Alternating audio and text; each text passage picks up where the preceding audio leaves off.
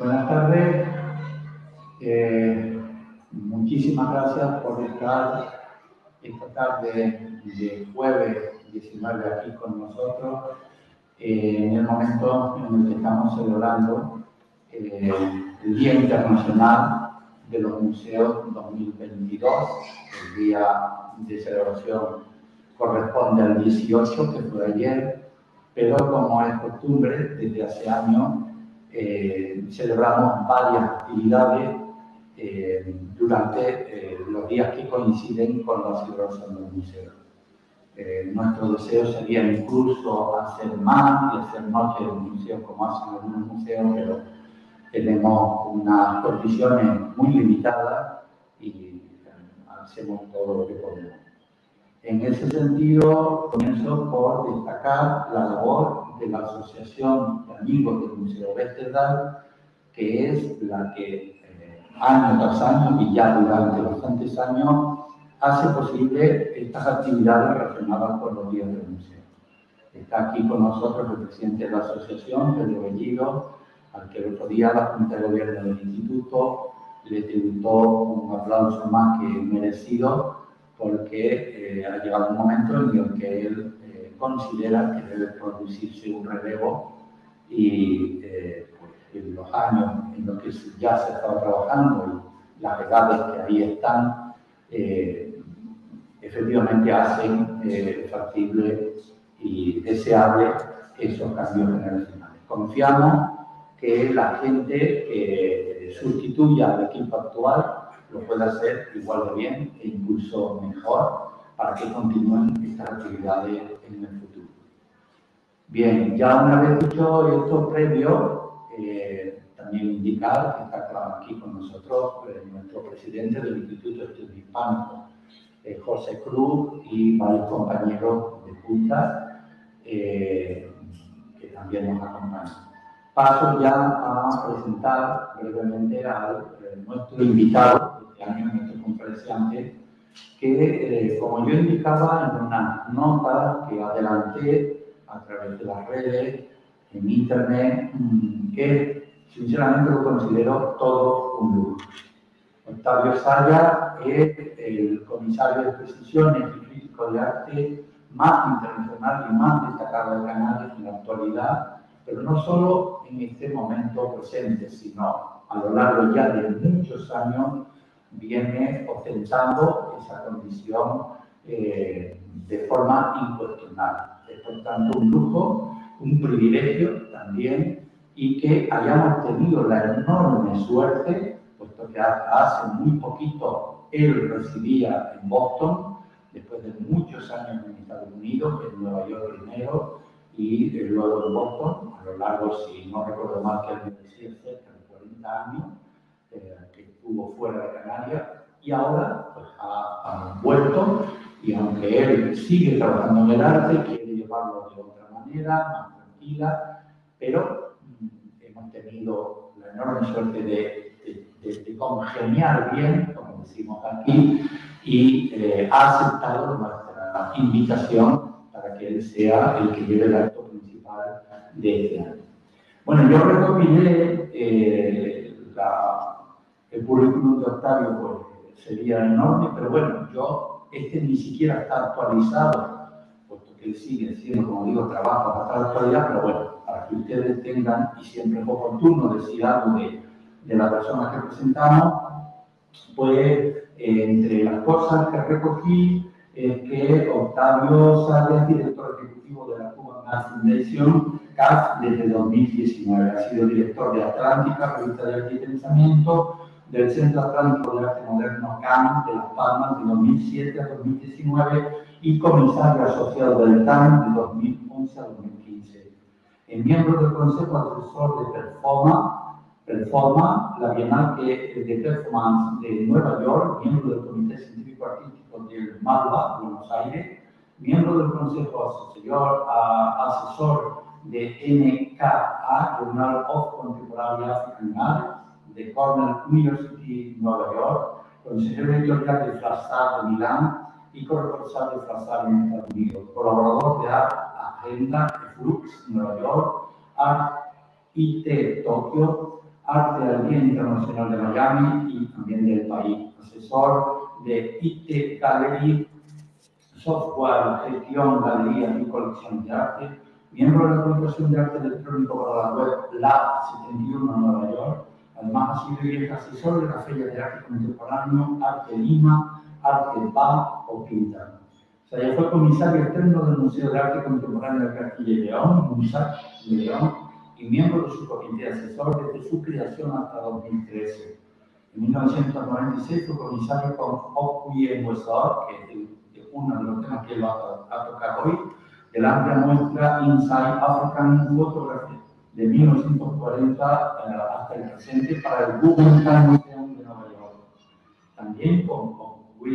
Oakway en Westall fue uno de los comisarios de la documenta 11 de 1998-2002, así como comisario de la primera y segunda Bienal de Hamburgo en 1995 y 1997. En aquel año, comisario también Latinoamérica en ARCO, antes de dirigir entre 1998 y 2002 los International Project Rooms de la Feria Madrileña y concebir y organizar versiones del sur para todos los centros y palacios del Centro de Arte Reina Sofía 2000-2001, donde fue comisario de 2 exposiciones. Además, jurado en el 13 premio y Sustain Art en Alto Madrid,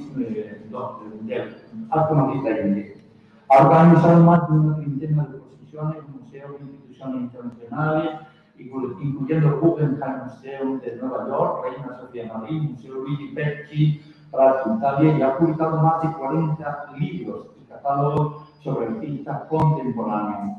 En España fue miembro del Comité para la Colección del MUSAC de Leonés, que ya hemos citado, concibió y dirigió el proyecto Files, y donde realizó una docena de exposiciones, y también fue miembro de la dirección artística colegiada del Centro de Arte Contemporáneo Huarte en Navarra. En el 2013, su proyecto curatorial representó a España en la 55 Bienal de Venecia, para el que Octavio Sánchez seleccionó a la artista Lara Almarcegui. Ha sido curador de toda esta serie de exposiciones, próxima parada, artistas peruanos de la colección Hostil para la Comunidad de Madrid. Ha comisariado múltiples exposiciones de artistas como After the Revolution, Contemporary Artists from Iran, en el Mexico, Michelena de San Sebastián, en Foreign Ninja de Copenhague, Carmela García, La Palma, Can y Juan Ismael, Nicole Franchi para Lima, Perú, Ocaso Sunset en el 2017, Mónica Bravo en Bogotá, Colombia, y una amplia perspectiva de las instalaciones de Luis Katnitzer en oficio para las utopías fallidas en el Reino Sofía. Ha trabajado en la preparación de la exposición de los vídeos cortos de Jesper Jazz y un completo repaso de las instalaciones de Candice Frey. Además, está organizando la primera bienal, bueno, en el momento que dijo cierto, de fotografía en Petach, Israel.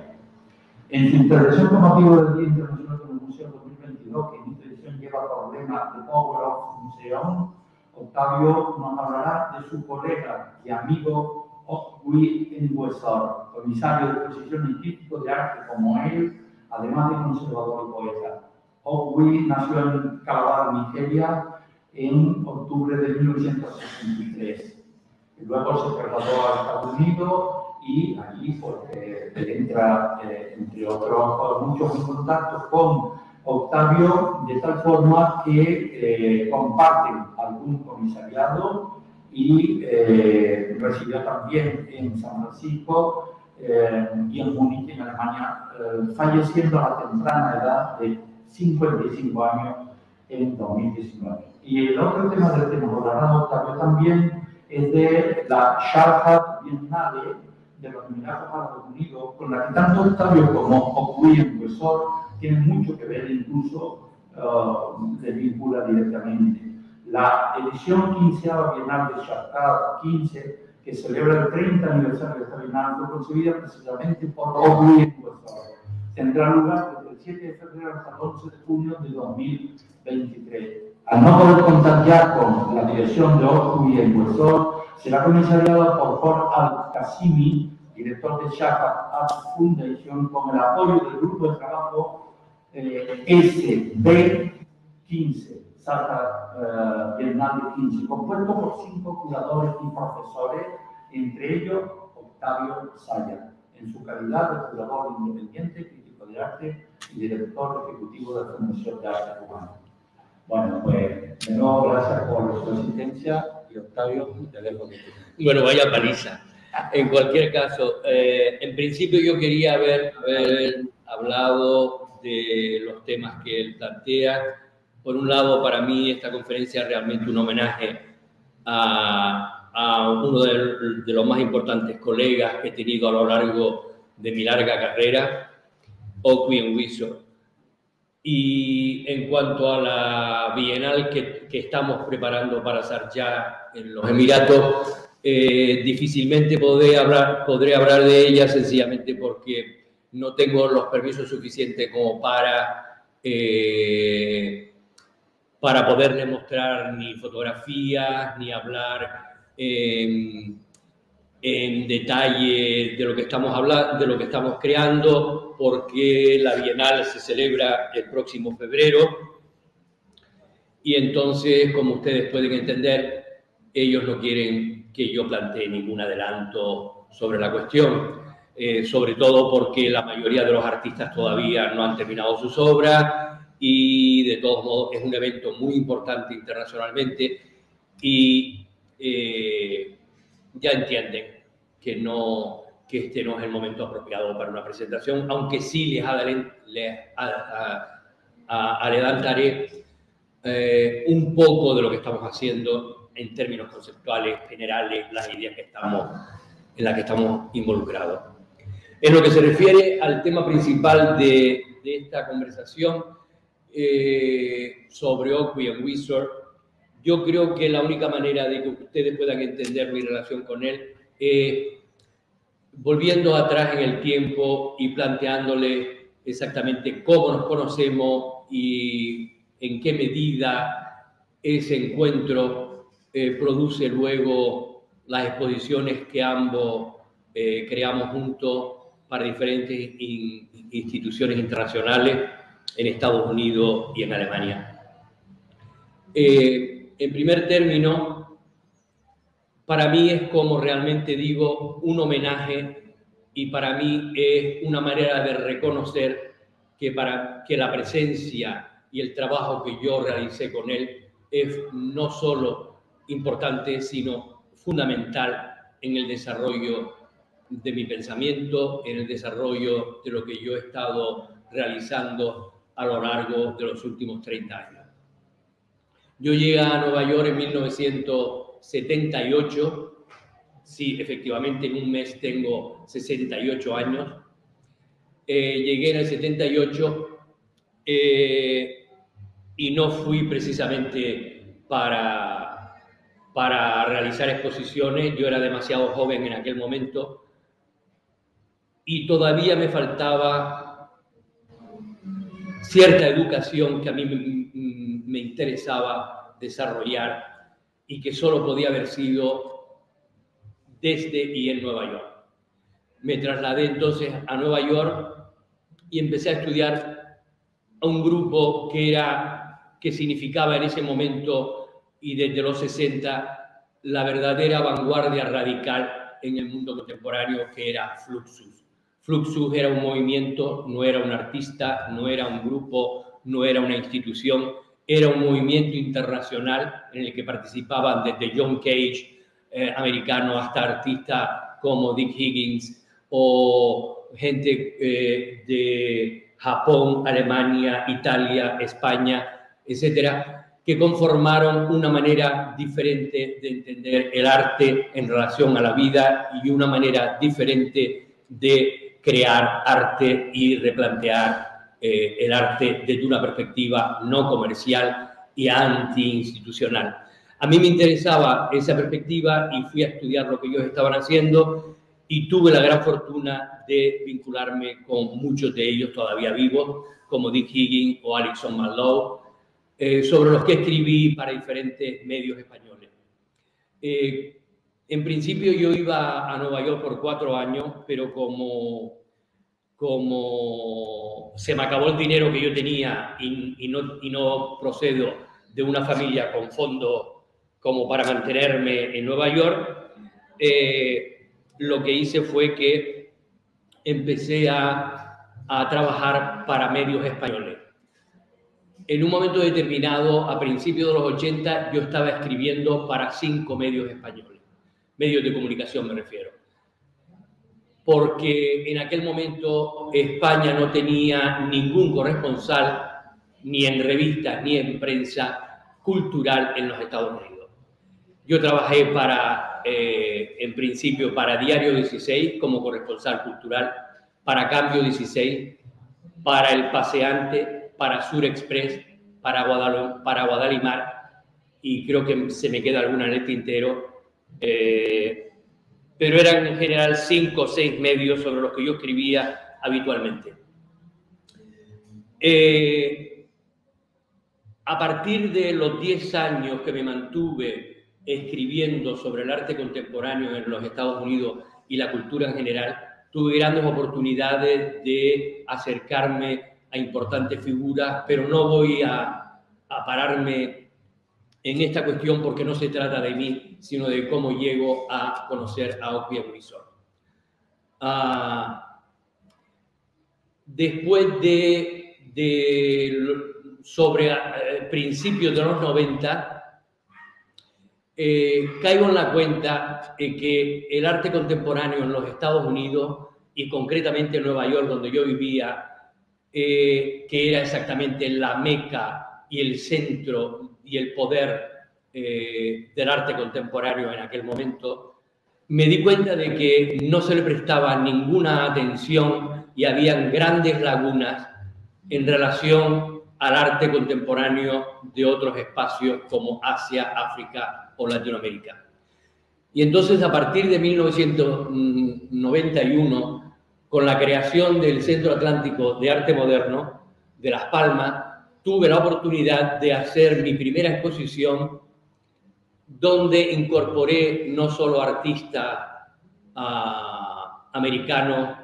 y occidentales, sino también artistas africanos, asiáticos y latinoamericanos. El punto de partida era que lo que yo no entendía era cómo el arte contemporáneo solo estaba centrado e interesado en las producciones occidentales de Europa y Norteamérica, y cómo se desplazaba como inferior el arte que se producía en el resto del mundo. El hueco era enorme, gigantesco, como se pueden imaginar, porque solamente los artistas que seguían y las normas y las pautas y los intereses y los conceptos y las ideas que se barajaban en torno al arte contemporáneo en los 80 y en los 90 y a principios de los 90 estaba completamente centrado, y no hablemos de los 60 y de los 50, etcétera, centrado en torno al arte occidental de Europa y Norteamérica. El hecho de que yo hubiera estudiado a Fluxus, aquel movimiento del que le hablé al principio, ya me daba una idea de que habían otros artistas y otros que en general eran músicos y performacionistas. Me daba ya una idea que otros artistas estaban realizando otro tipo de obras en otros espacios que no estaban siendo considerados no solo por el mercado, sino tampoco por las instituciones, ni tampoco por la prensa o los medios especializados del arte contemporáneo. Entonces, como a partir de la revista Atlántica que dirigía mi hermano Antonio conmigo en el Centro Atlántico de Arte Moderno, desde Nueva York, yo y mi hermano desde Cataluña, empezamos a elaborar una manera diferente de entender lo que considerábamos que era un arte más global, un arte más radical y un arte que no se sujetaba exclusivamente a lo que en aquel momento era la transvanguardia el expresionismo abstracto alemán, etcétera, que era todo movimiento promovido por el mercado y las ventas del momento después de las grandes crisis económicas de galerías e instituciones que había promovido un arte que no se vendía, como el body art, el performance, el land art y otra serie de manifestaciones que se desarrollaron y cobraron importancia en los 60 y en los 70. Con la venida de la transvanguardia y de la nueva pintura,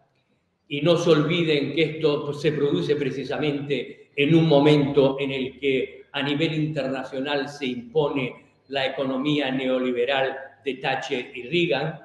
entonces el arte da un paso atrás a nivel global, para promover de nuevo un arte más fácil, un arte más vendible y un arte que a mí particularmente no era el que me interesaba. A mí me interesaba un arte que incidiera directamente sobre la vida, que nos tuviera en cuenta, que tuviera en cuenta la realidad en la que vivíamos y que tuviera en cuenta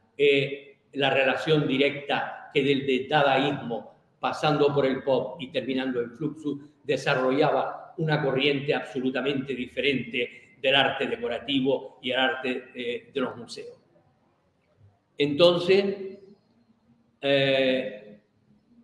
Auquin Wisor, desde Nueva York, publicó una nueva revista que se llamaba NKA, que era una revista dedicada exclusivamente al arte africano. Como yo con mi hermano estábamos realizando Atlántica en el centro atlántico, donde nos ocupábamos particularmente de artistas que entonces se llamaban marginales,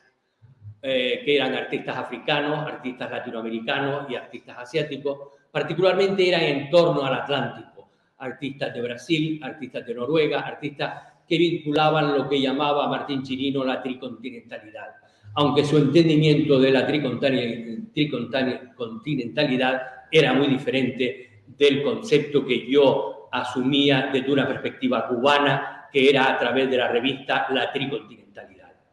que todavía existe, por cierto, que era una revista mucho más revolucionaria y una revista, un concepto, quise decir, más revolucionario y un concepto que no implicaba exclusivamente un privilegio geográfico del Atlántico, sino que entendía un modo diferente de entender la política, la economía y el arte a través de las influencias de África, Europa y América Latina. Entonces, quise inmediatamente conocer a Auquin Wisor porque era la primera vez que se producía, por lo menos en Europa y en Norteamérica, la creación de una revista africana. Nos conocimos, nos dimos cuenta que ambos teníamos intereses parecidos, ambos partíamos de lo que luego se llamó teorías postcoloniales, que parten de la liberación de los países africanos y latinoamericanos, de los yugos y las dependencias imperiales, y a partir de ahí el estudio de toda esa cultura y de todo ese arte que tenía otra manera de entender lo que entendíamos nosotros entonces como contemporaneidad, que no era una contemporaneidad exclusivamente relegada al hombre occidental, a Europa y a Latinoamérica y a Norteamérica, sino que abarcaba lo global, todos los aspectos de la producción artística del mundo, como quien dice. Y entonces, el Guggenheim Museum en ese momento estaba intentando realizar en 1994, bueno, mucho antes que en el 94, en realidad fue, no, sí, en el 94, disculpe, tanta fecha. En el 94, el Guggenheim Museum estaba interesado en hacer algo sobre África, pero su manera de entender algo sobre África era una exposición exótica, hasta tal punto que ellos querían que en la inauguración, que se inaugurara la exposición con tambores africanos, danzas africanas, etc. Entonces, lo que yo y Oqui, entonces todavía no habíamos decidido y no nos habían contactado, de manera que no voy a ir por delante de la historia. Todavía no lo habíamos dicho nada al Guggenheim porque el Guggenheim de momento no nos había contactado. A través de Danielle Tilkin, que era una curadora que había trabajado en el Centro Atlántico y que estaba especializada en cuestiones africanas, ella se conectó conmigo para ver si yo podía ayudarla a organizar una exposición de artistas africanos, considerando que ella estaba interesada y que sabía que yo estaba trabajando con artistas africanos. Yo le dije que sí, bajo una condición, que el proyecto se hiciera contando con un curador o comisario africano. Entonces nos reunimos con el Guggenheim y recuerdo que Diane Waldman, que en ese momento era la directora general, cuando yo le hice la propuesta, me preguntó, ¿pero existen curadores africanos? Ella suponiéndose que África vivía en otro siglo y suponiéndose que además los africanos no tenían interés por el arte contemporáneo, que es lo que ha sucedido desde toda la vida. Presuponer que el otro no tiene conocimiento y mucho menos tus conocimientos. Entonces, yo le dije que sí, que habían varios comisarios o curadores africanos y que yo podía, y que a mí particularmente me interesaba uno, Oqui Enwisor, que dirigía una revista de arte africano. Nos reunimos y creamos entonces, hicimos un planteamiento de una exposición de arte que estaba más relacionado con el vídeo, la fotografía y la performance, para demostrar que el arte africano no era necesariamente o exclusivamente lo mismo que nos pasaba o nos pasaba a nosotros con respecto a Europa y a las Islas Canarias. Recuerdo, y esto hago un paréntesis, que cuando conocí al escritor Terence Moix, que supongo ustedes que saben que es un novelista importante que murió de Cataluña, cuando se enteró, yo con mi hermano lo conocimos en Barcelona, y recuerdo que cuando se enteró que éramos canarios, nos preguntó si todavía, de una manera natural, las islas estaban rodeadas de palmeras y camellos. Entonces, esto era el mismo modo en que nosotros en Occidente tratábamos a latinoamericanos, a asiáticos y a africanos, por el desconocimiento que tenemos de su cultura y de su forma de expresiones, etcétera, sencillamente desplazamos y obviamos lo que puedan hacer o deshacer con clichés y con fetiches que realmente nos hemos creado nosotros mismos y ni siquiera parten de su propia cultura. Disculpen. Entonces, propusimos una exposición, como digo, muy contemporánea, y a ellos no les interesó en principio y se decantaron por una exposición que venía de Europa, que era de pintura, una pintura absolutamente que ellos entendían como derivativa de la pintura europea. Entonces, que en cierta manera justificaba la inferioridad de estos artistas, para ellos y desde su punto de vista. Pero cuando vieron la inauguración, cuando se inauguró la muestra en Londres, se desencantaron con la muestra y consideraron que no era lo suficientemente rompedora o de interés para el Guggenheim, y nos propusieron entonces realizar esta exposición. Esta exposición se llamaba Inside, que es un juego de palabras entre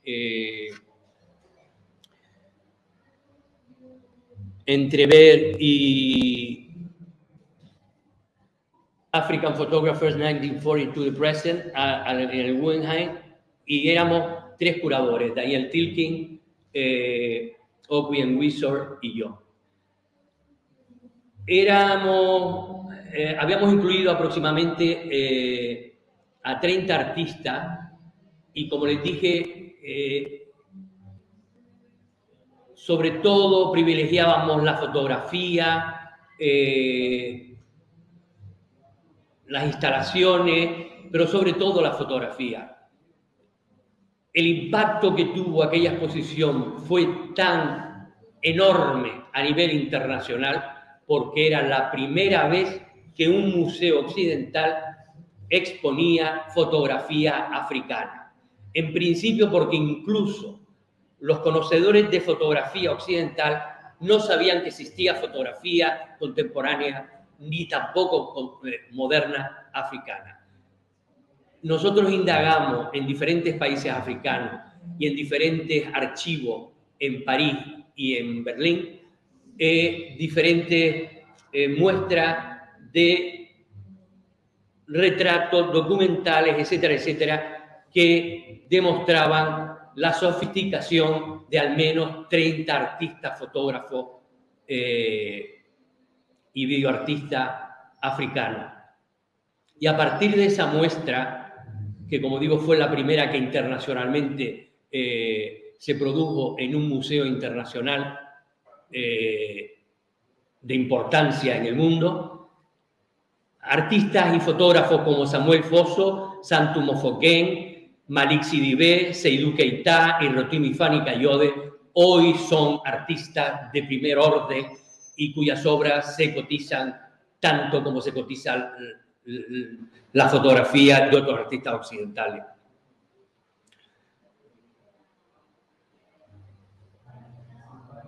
Lo importante de aquella exposición era que el espectador y los conocedores del arte contemporáneo por primera vez asumían que más allá de los Estados Unidos y Europa existía también un arte muy importante que requería una comprensión desde su propia perspectiva histórica y conceptual y de ideas. A partir del impacto que tuvo esta exposición, Aubrey Wisor fue nombrado director de la segunda Bienal de Johannesburgo.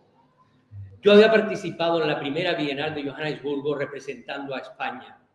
Entonces,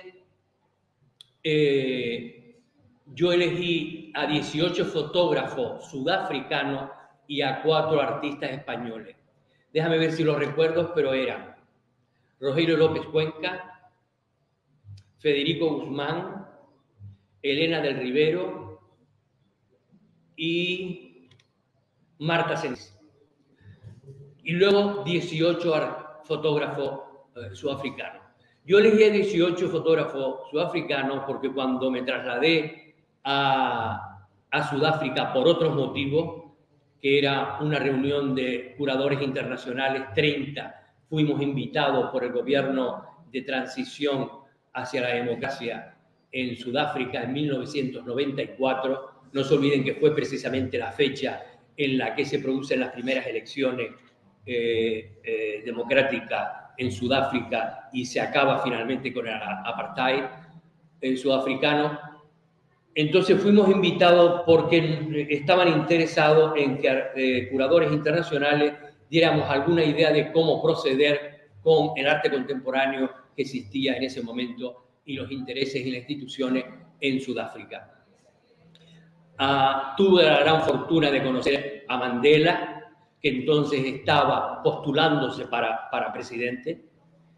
y tuve la fortuna de conocer a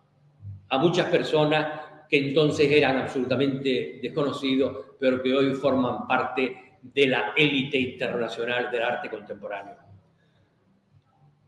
No voy a insistir en estas historias porque quiero continuar con la producción artística de Aubrey Wisor. Como digo, el éxito de Inside lo llevó a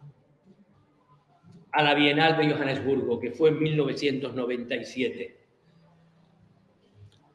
La Bienal de Johannesburgo la organizó él en función de 5 curadores internacionales. Kelly John de Estados Unidos, Gerardo Mosquera de Cuba, Hu Han-run de China, Colin Richard de Sudáfrica, Yu Yang Kim de Corea y yo de España, que organizamos diferentes secciones de la muestra. Yo tuve la gran fortuna de hacer la exposición principal con Oakley & Wisor, que se llamaba Alternating Currents, que es Corrientes Alternas. Un título que yo tomé de Octavio Paz, no sé si ustedes conocen, pero él tiene un libro muy importante que se llama Corriente Alterna. A mí me interesó mucho porque justamente lo que tratábamos de producir era este cortocircuito de que no nos concentráramos exclusivamente en Occidente, sino entre Occidente y el mundo. La exposición sencillamente, la exposición, mejor dicho, la Bienal en conjunto se llamaba Rutas Comerciales, Historia y Geografía.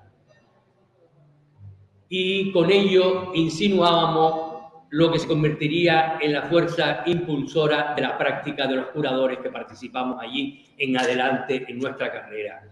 que durante las próximas décadas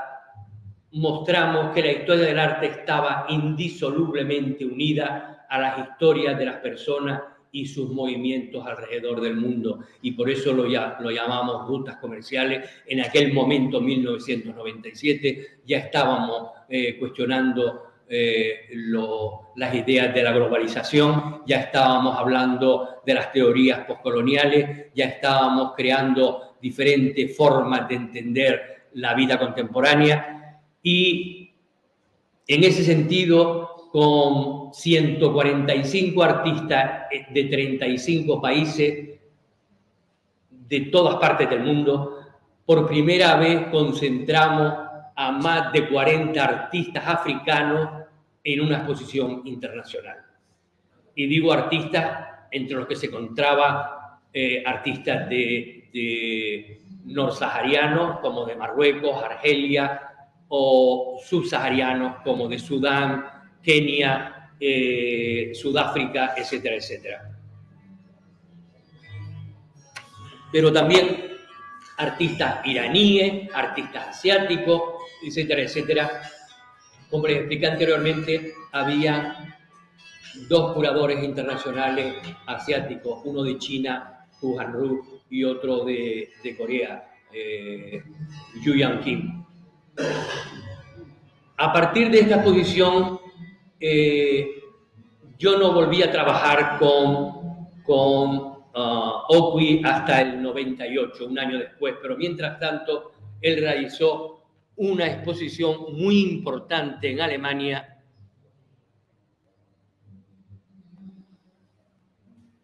que se llamaba El siglo corto, Independencia y Movimientos de Liberación en África de 1945 a 1994. La exposición era un repaso a las transformaciones culturales que sucedieron en el África postcolonial y su impacto en el arte a lo largo de casi 50 años. El ámbito de su investigación quedó concentrado particularmente o delimitado por el Congreso Panafricano de 1945 en Manchester, Inglaterra, y la elección de Nelson Mandela como presidente de Sudáfrica en 1994. Artistas de los 40 y de los 50, que eran realmente artistas modernos, de arte moderno, y artistas más contemporáneos, ocupaban realmente toda la sala de lo que era la Villa Stuck en Múnich. Y luego, esto fue en 2001. En cierto modo, podríamos decir que los temas importantes que Oakley trató en esa exposición de solo artistas africanos era el panafricanismo, el movimiento de la negritud, las guerras por la independencia en Argelia y Mozambique, el apartheid sudafricano. En general, yo creo que la muestra proponía como uno de los eventos, se proponía la descolonización como uno de los eventos más importantes del siglo XX a la par con la abolición de la esclavitud. La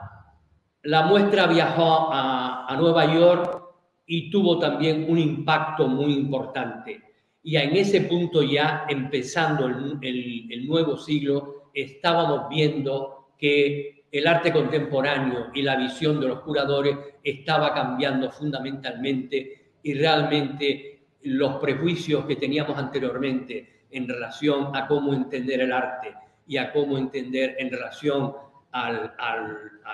la geografía y en relación al nacimiento, al origen de los artistas, había cambiado radicalmente con lo que llamamos una nueva cartografía. Al mismo tiempo que él estaba exponiendo y trabajando esta exposición, Oqui había sido nombrado director de la Documenta de Kassel.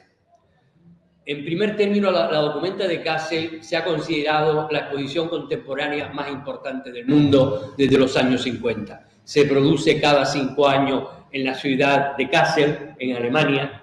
y trabaja durante 5 años sobre temas, artistas e ideas que finalmente confluyen en una exposición importante al final de los 5 años. Desde el 98 nosotros estábamos trabajando un equipo que componíamos 5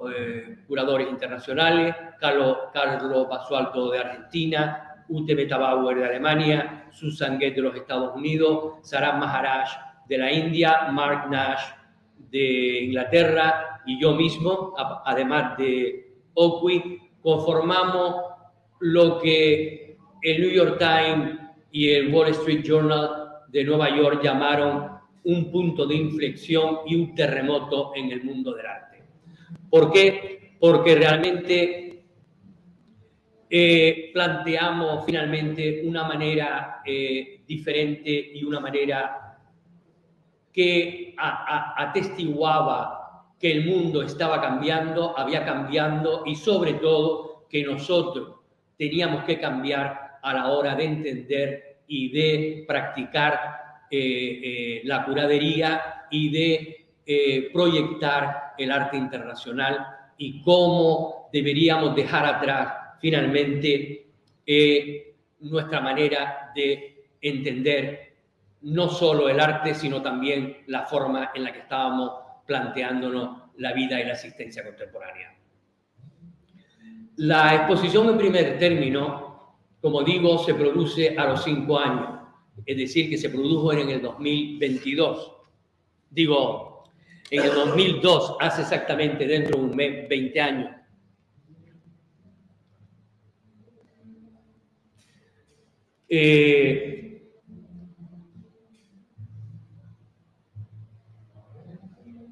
Como digo, mientras estuvimos preparando la exposición, en esos 5 años que la preparamos, nosotros replanteamos la manera de entender y de acercarnos al arte. No estábamos exclusivamente organizando una exposición, sino estábamos realmente tratando de cambiar radicalmente la manera de entender el arte contemporáneo. Para ello creamos lo que llamamos plataformas. Creamos 5 plataformas. La primera plataforma se discutió en torno a lo que llamábamos, disculpa, a ver si lo puedo decir, la democracia no realizada, o más que no realizada, irrealizada.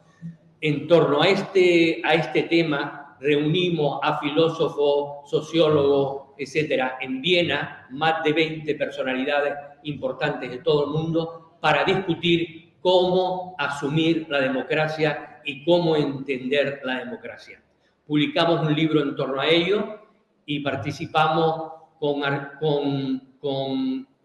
personalidades de todo el mundo, discutiendo hasta qué punto podíamos llamar democracia el régimen occidental en el que vivíamos, considerando que políticas discriminatorias y políticas que no se ajustaban a lo que entendíamos de una manera ideal democracia, no se ajustaban a los regímenes en los que estábamos viviendo, donde habían persecuciones políticas, persecuciones por cuestiones de género, persecuciones por cuestiones ideológicas, religiosas, etcétera, etcétera. Se publicó el libro, como digo, y a partir de esa plataforma creamos otra plataforma que también discutía un tema fundamental para entender lo que llamábamos nosotros la globalización, que era la criollización, criolité y criolization, que era cómo las culturas ya se habían fundido entre sí en diferentes experimentos mundiales, particularmente en el Caribe, en el que las sociedades vivían y creaban desde otras perspectivas culturales sin que por ello tuviéramos que discriminar unos a unos o a otros. Publicamos también un libro muy importante y creamos la plataforma en la isla de Santa Lucía, en el Caribe. La tercera plataforma, no voy a explicarle con mucho detalle porque no terminaríamos nunca. Publicamos al final 8 libros, otra plataforma en New Delhi, otra plataforma en Lagos, Nigeria, y finalmente la última plataforma que fue la exposición de Kassel.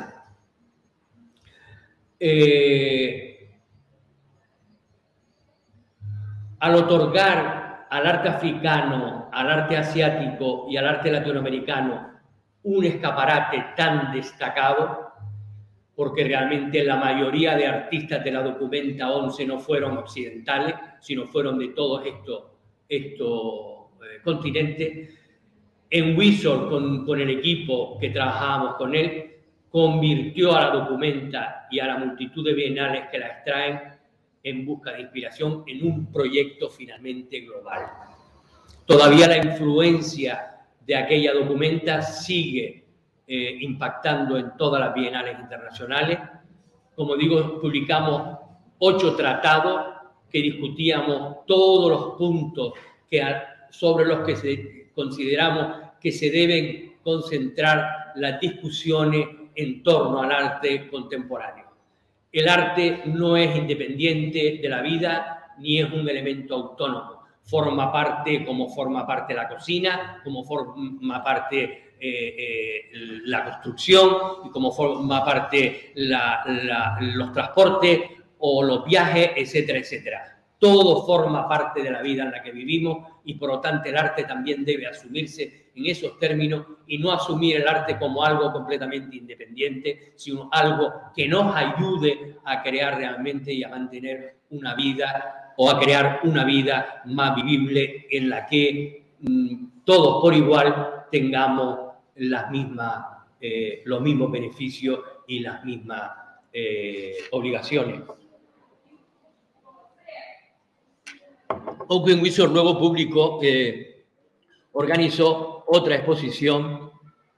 que se llamaba La fiebre del archivo, donde a partir de más de 30.000 fotos estuvo durante 4 o 5 años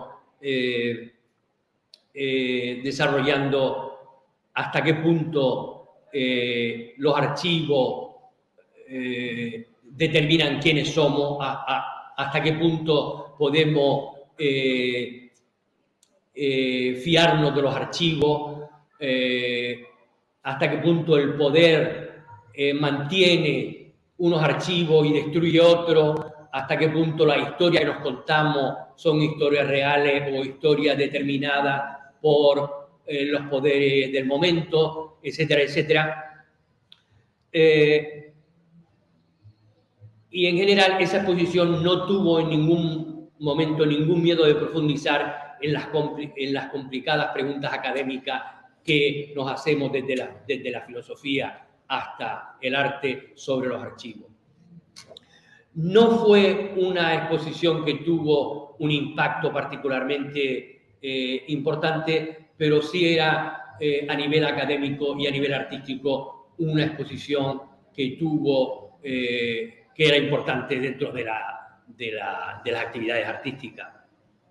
La que en cambio sí tuvo un gran impacto fue la siguiente que realizó en el 2014, que se llamaba La ascendencia y caída del apartheid y fotografía y la burocracia de la vida diaria, que se organizó en el Centro Fotográfico de Nueva York.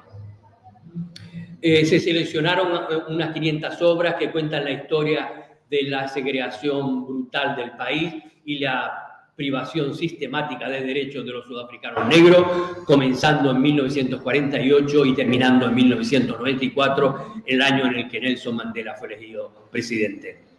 La exposición incluyó a más de 70 fotógrafos, la mayoría sudafricanos, desde artistas, desde fotógrafos conocidos como David Goldblatt y Ernest Gold, hasta fotoperiodistas que fueron los que dieron cuenta de lo que estaba sucediendo en Sudáfrica a través del apartheid y que fueron realmente los promotores para que el apartheid finalmente cayera. Gracias a sus fotografías que se difundaron por todo el mundo, pudimos conocer realmente, o por lo menos la exposición exploraba hasta qué punto realmente la fotografía fue esencial en la transformación del régimen del apartheid.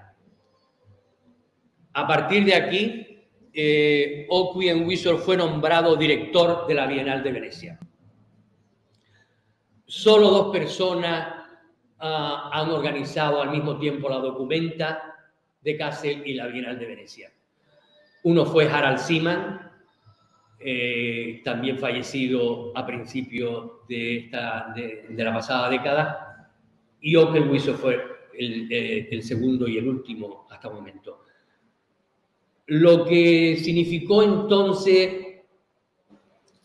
era muy importante porque era el primer negro que dirigía la Bienal de Venecia, el primer africano que dirigía la Bienal de Venecia y el primer artista, curador, que iba a replantear también, una vez más, cómo organizar una exposición internacional global. Reunió a más de 140 artistas de todo el mundo y al titular la muestra Todos los futuros del mundo, Wisor insinuó que estaba tratando de imaginar la forma en que el arte podría iniciar nuevos medios de vida en un tiempo más allá de nuestro tiempo actual. En realidad, su bienal empezó a replantear cuestiones que hoy a lo mejor pueden ser más normales dentro de las exposiciones internacionales, pero en la Bienal, durante los 100 días que duró la Bienal, o creo que fueron más, 150 días que duró la Bienal,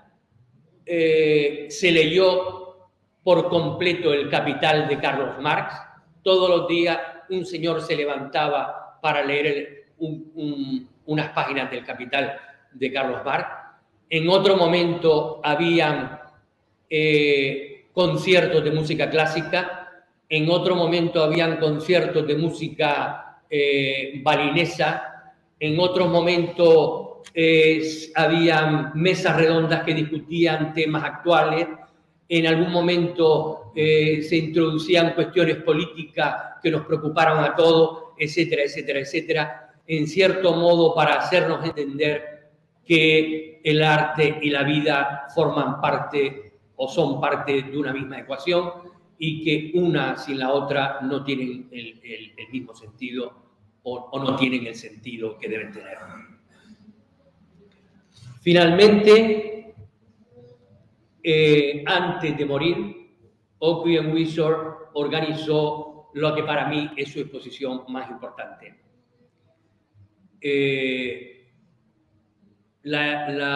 Había sido nombrado director de Haus der Kunst de Múnich, que era justamente y paradójicamente era justamente el museo que había creado Hitler en Múnich para desterrar todo el arte moderno de aquella época. Ustedes saben que Hitler persiguió todo el arte moderno durante su mandato. Cuando Owen Wisor llegó al museo como director, muchos medios alemanes le preguntaron si iba a destruir el edificio. Y él planteó que de ninguna manera, que realmente era necesario a nivel histórico en mantener la atrocidad y el recuerdo de la tragedia que había creado,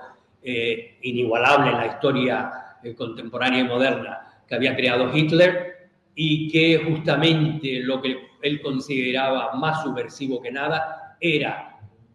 insistir precisamente en el arte que él despreciaba y subrayar en ese espacio todos los aspectos que sus políticas y sus maneras y sus leyes impusieron sobre la sociedad alemana primero y luego sobre Europa durante tanto tiempo. La exposición, como digo, se llamaba Posguerra, el arte entre el Pacífico y el Atlántico de 1945 a 1965. Les voy a leer un texto que escribí en aquel momento. No son cuestiones sobre ideas, sino para que entiendan el aspecto de lo que para mí ha sido una de las exposiciones más importantes que yo he visto durante toda mi carrera de más de 40 años. La historia del arte de la posguerra, al menos tal como existe en los Estados Unidos y en Europa, ha seguido durante mucho tiempo una progresión de movimientos sueltos.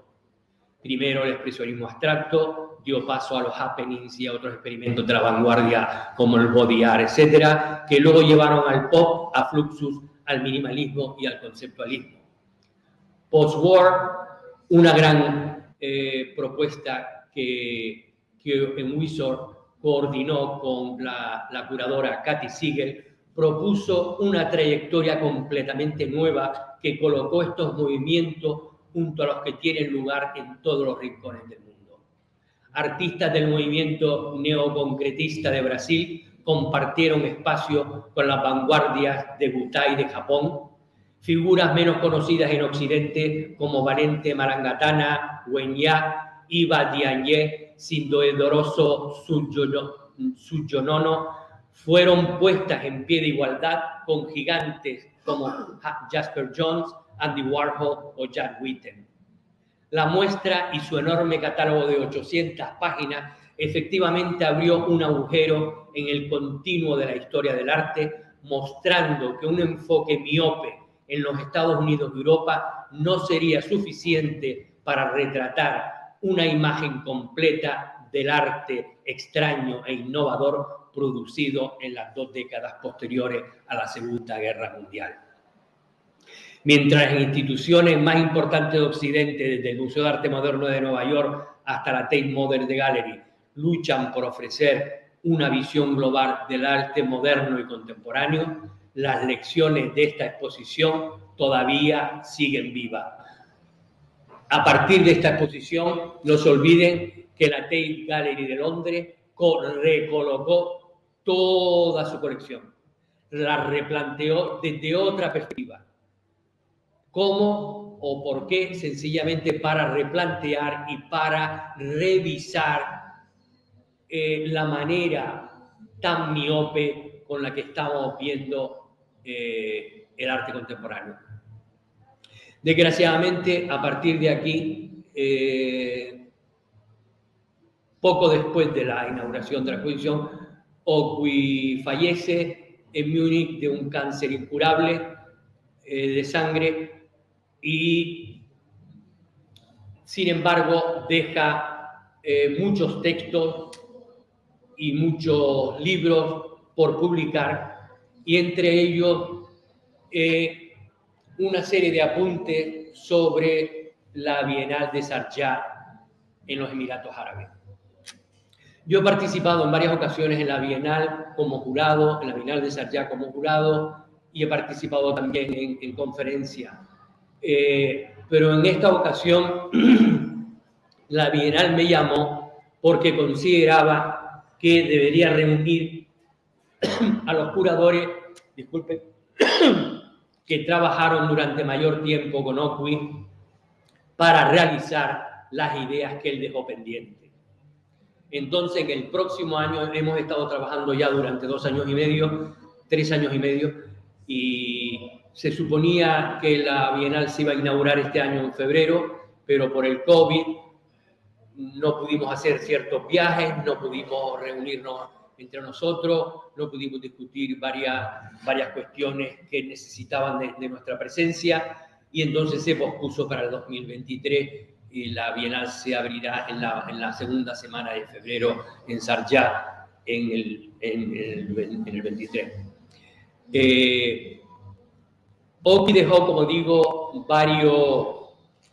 varios temas y sobre todo un texto que se llamaba Thinking Historically in the Present, que es pensar históricamente en el presente. Como se han dado cuenta por todo lo que he estado diciendo, OCWI nunca realizó ninguna exposición, ni los que trabajamos con él realizamos ninguna exposición en un vacío o a partir de la importancia de nuestras ideas, sino a partir del contexto histórico en el que estábamos viviendo. Y en ese sentido, Thinking Historically in the Present es exactamente lo mismo, es pensar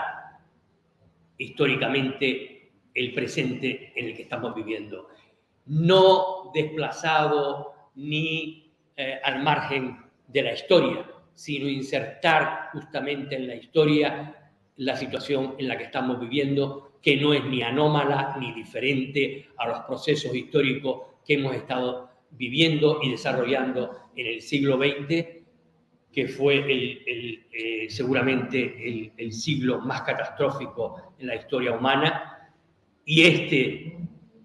que parece que le sigue los talones en los mismos términos. La Bienal de Sharjah incluirá a 150 artistas y para celebrar su 30 aniversario, esta es la 15, la Bienal 15, para celebrar su 30 aniversario, a OCWI se le ocurrió invitar a 30 artistas a hacer nuevas obras que no habían realizado anteriormente, obras que en cierto modo no pudieron realizar por este o por aquel motivo. Como se imaginan, entre 30 artistas y durante el COVID era prácticamente imposible por motivos de transporte, por motivos de viaje, por motivos de estudio, de archivos a los que investigar, etcétera. Era prácticamente imposible realizarla a tiempo. Y por eso se tuvo que posponer, como digo. La exposición se celebrará en 16 espacios diferentes de los Emiratos, pero todos concentrados alrededor de Sharjah, que es el tercer emirato más conocido entre los 8 que existen. Solamente siempre hablamos de Abu Dhabi y Dubái, pero Sharjah está sencillamente a 45 kilómetros de Dubái y forma parte del conjunto de los Emiratos, y hay otros Emiratos que son, entre comillas, más pobres en el sentido en que no tienen el poderío económico del petróleo, etcétera, etcétera, pero todos en cierta medida están vinculados unos con otros, aunque tengan sus ejes diferentes y tengan su planteamiento y su política diferente. En Sharjah, por ejemplo, está prohibido el alcohol, mientras que en Abu Dhabi y en Dubái los extranjeros podemos beber. Me hace gracia porque obviamente allí no se puede beber tampoco si eres nacional. Pero bueno, estos son anécdotas sin importancia.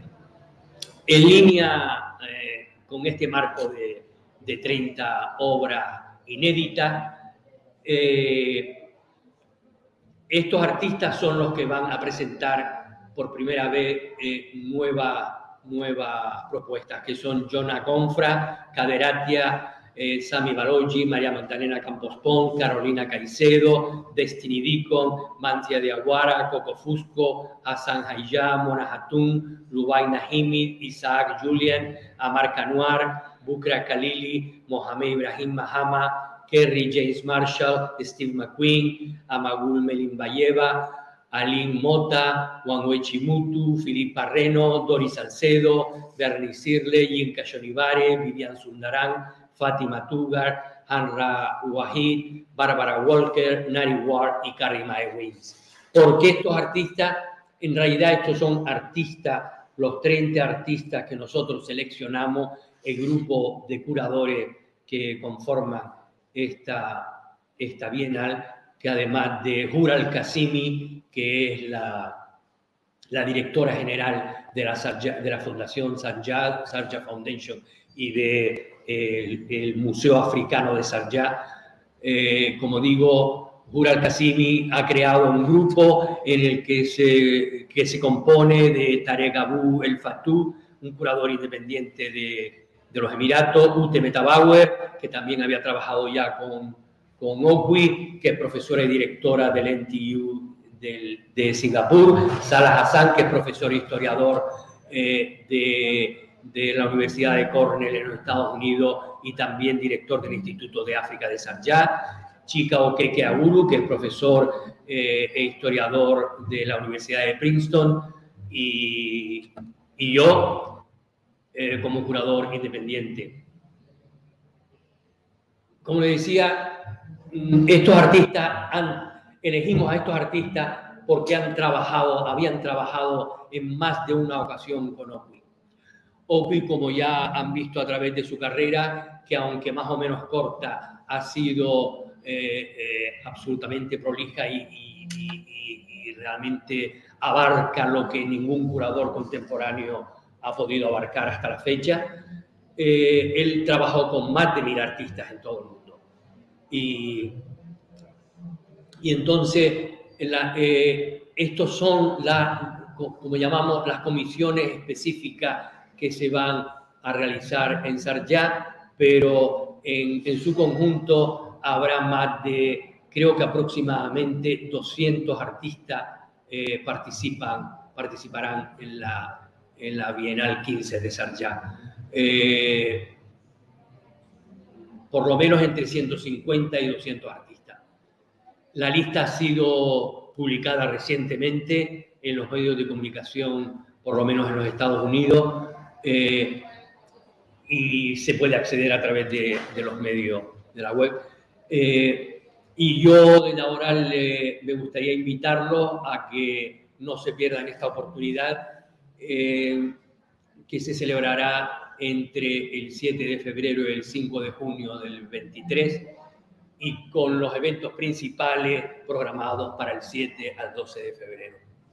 Y hasta aquí los dejo porque creo que yo los he aburrido. Muchas gracias por vuestra atención. Si alguno